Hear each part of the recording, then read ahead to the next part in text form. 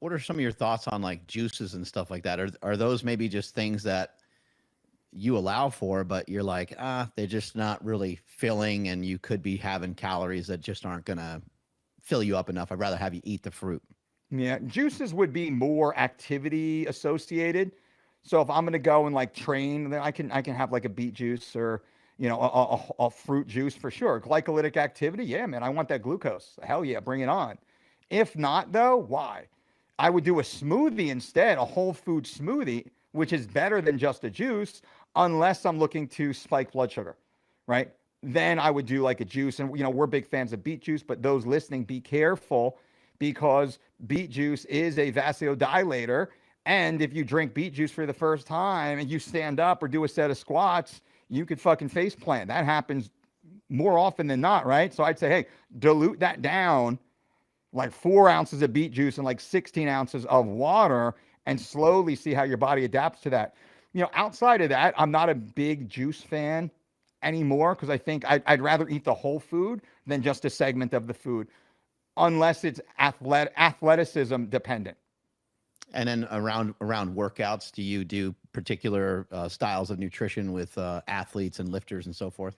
It depends on the athlete, depends on the modality or what are they performing. Also depends on how do we want them to express energy, right? So it's the their ability to express certain energy, and we know that we can use food to influence the energy that they actually use, right? So if we want them to express more glucose stored as glycogen, well, we feed them more glycogen based foods, more carbohydrates. If we want to get them to express more fat, maybe longer endurance, we're going to feed them more of a fat, more of like nut butters, avocado going into that training session. And there's really good data on it, but then, anecdotally, we see that rather well. That being said, I like a little bit of a blend. Now, I might do like 90 minutes before, I might do like a simple bro meal, little chicken, rice, peppers, onions, kind of something simple, digests real well.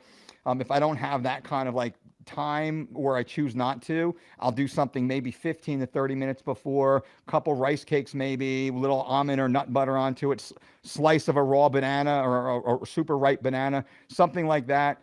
I'm not a big fan, even though I sell a protein powder, I'm not a big fan of putting powders into athletes prior to training. Now, we will have them do like an all natural electrolyte, which is like using literally like purified water and adding some salt and maybe some citric acid from like fresh squeezed lemon or some raw honey squeezed in. Like we'll do some of that stuff.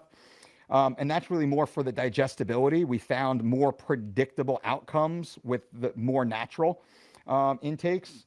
So again, not directly answering the question, but we have options available relative to the individual and what they're going to be doing for how long. Right? Time and intensity is absolutely going to matter. And then do we do some intra? Like I'm a guy whose blood sugar crashes. That's where I will grab an intra-workout shake 45 minutes in. Like I can feel myself starting to fade and I'll start to just like, I'll drink just a whey isolate. And that will actually get my blood sugar stable again. I'm not looking to throw extra sugar in, just a whey isolate, which is going to help me kind of stabilize a little bit, finish my workout. And I kind of 30 minutes later, I'll have a real meal. Yeah, that's a good way to do it. Like rather than just randomly smashing yourself with a bunch of weird carbohydrates, the whey protein will balance you out enough, I guess, right? It will, and this is where the bodybuilding culture. I love it, but it's so terrible. It's like it's so extreme. I was watching Beef Stew, right? The bodybuilder guy, him. I think he's great. I like what he does. I like his personality and all that. I was watching one of his videos. He's getting ready to go to the gym, and he's just like coming up with this crazy concoction of all these different type of like fast dissolving carbohydrates. And I'm like, why? Now, not knowing what else he's leveraging behind the scenes, maybe there's a reason for that without kind of saying, but I'll allude to that. Maybe that's why. But big picture, why? We don't need that. You don't need that. Like the average person, 100% doesn't need that. But most of these Gymshark kids running around the fucking gyms, they're all drinking these little neon fucking shakes, doing their 3 sets of bench press with 160 pounds. Like your body already has more than enough glycogen to perform the workouts you guys are doing. You don't need to be dumping all this extra sugar, spiking that blood sugar, and then the insulin that chases the blood sugar, right? Which is kind of like the bigger issue. We don't need to be doing that. Like maybe just dripping in a little bit of like a whey isolate during that workout. If you kind of are like me, that tend to kind of skew hypo, it's simple. That's all you need.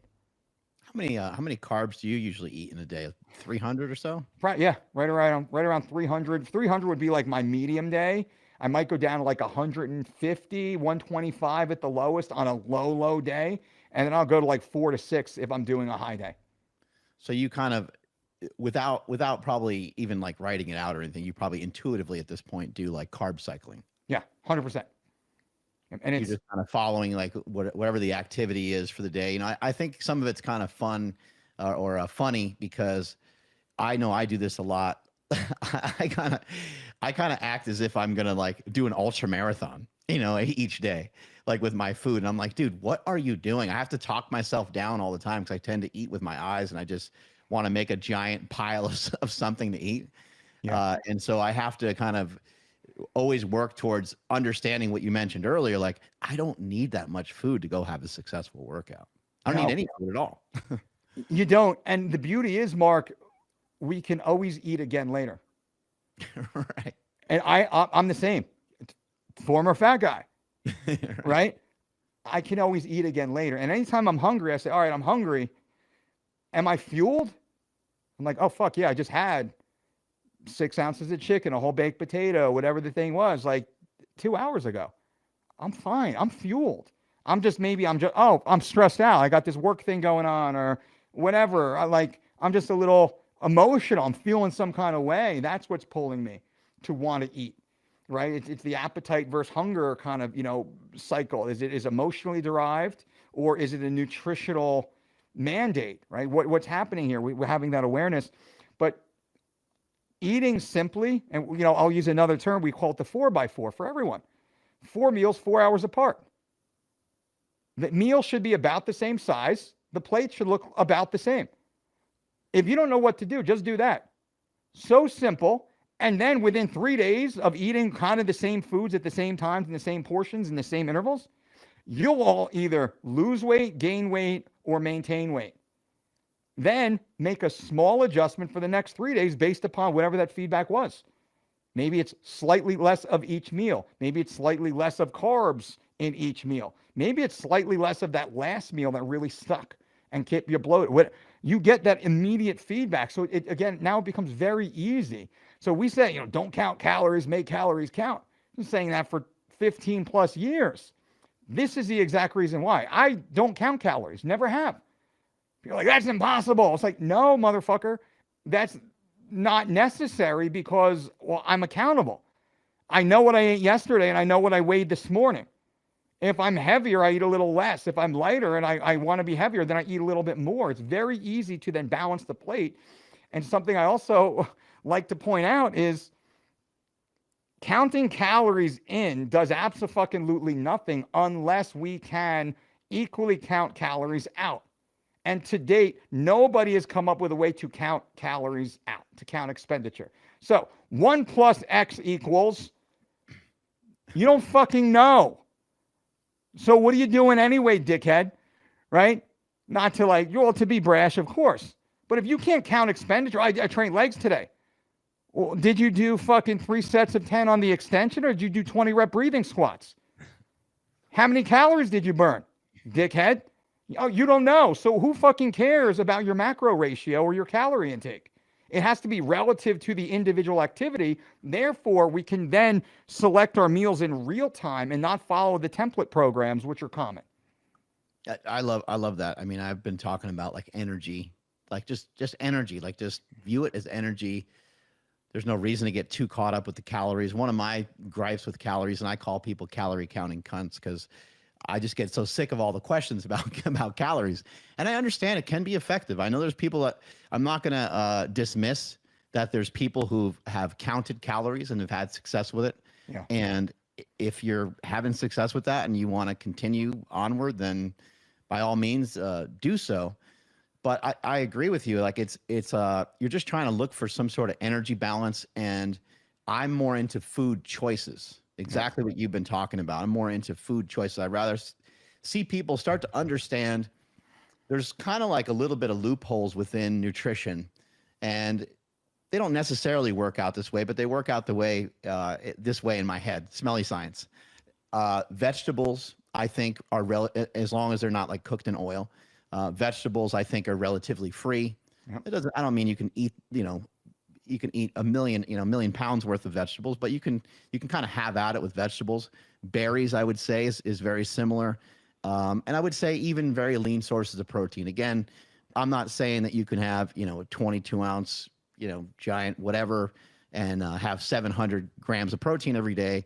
But what I am saying is if you have, an extra 30 grams or 20 grams of protein here and there to satiate you and just to allow you to feel a little bit more full, I don't think it's harmful. The same thing with the vegetables and so forth. Yeah, spot on. If everyone ate exactly like that, who would be fed? It'd be impossible. It'd be impossible. Who would be metabolically unhealthy? It would be impossible. Almost all health issues would stabilize and begin to reverse if people simply ate like that and stopped worrying about counting calories and fitting macros.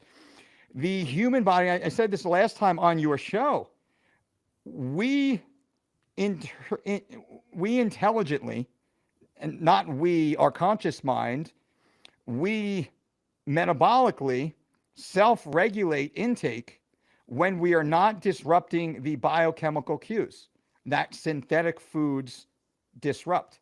When we're eating single ingredient, healthful whole foods, we are only receiving the proper cueing. Therefore, we do not overeat. I've never overeaten salmon, rice, and asparagus, ever. I have overeaten pasta every fucking time I've eaten it, right? So you think about that. Pasta is so much like, it's delicious, but it's very calorie dense, especially when you add the sauces and the oils. Why am I eating so much more of this higher calorie meal and so much less of this lower calorie meal? I use the apple and the donut analogy. Nobody eats 3 donuts, or nobody eats 3 apples. Right. Everybody eats 3 slices of pizza, 3 donuts, 3 cookies for sure. Why is that? Well, it's the same. It's the simple cueing. Yeah. Yeah, it's a minimum requirement when you're going to eat a cookie.